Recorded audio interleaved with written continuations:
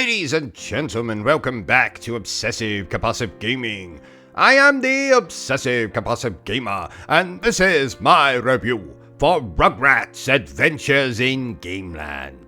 So dear viewer, if you don't mind, don't forget to subscribe to this channel and like this video.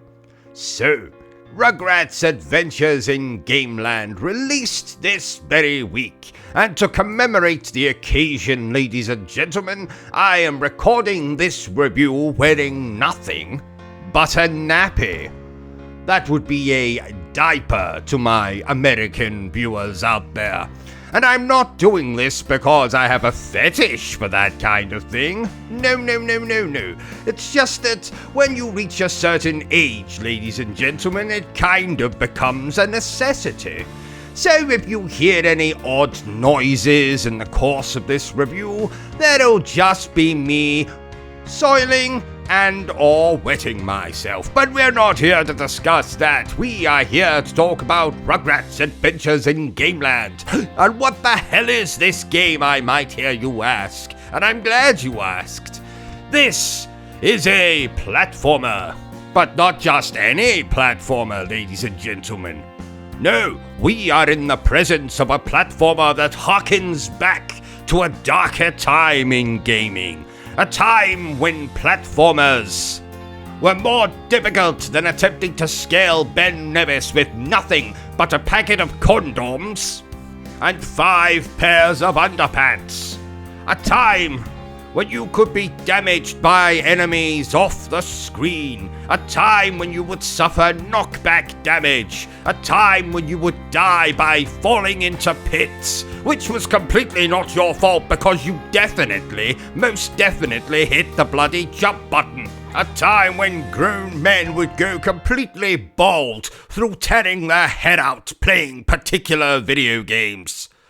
I'm looking at you, Mega Man. And I'm looking at you, original Super Mario Brothers. But mostly I'm looking at you, Mega Man. Stop touching yourself, Mega Man. So though this game has released now in 2024, it is definitely inspired by games that released in the late 1980s or early 1990s. And in fact, the game even features an 8-bit mode in which you can make the game look like those bloody difficult video games that you used to rip your head out to. And why anyone would want to play the game with that filter on is anyone's guess. Oh, boom goes the dynamite. Oh, and it's been followed by some mustard gas. What was I saying? Oh yes. Bertrum, get me some wet wipes, will you?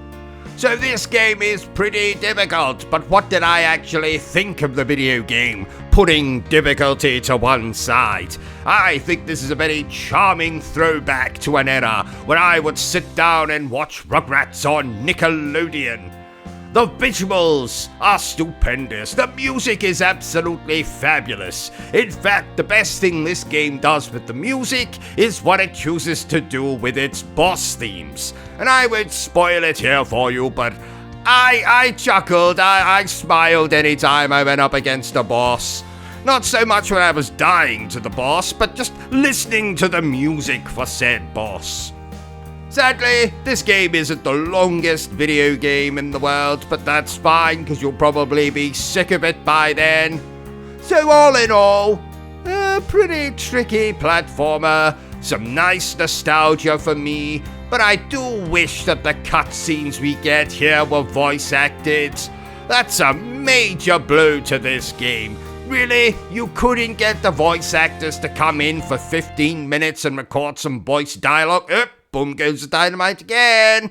You couldn't get the voice actors to come in and record. There it goes for the 3rd time.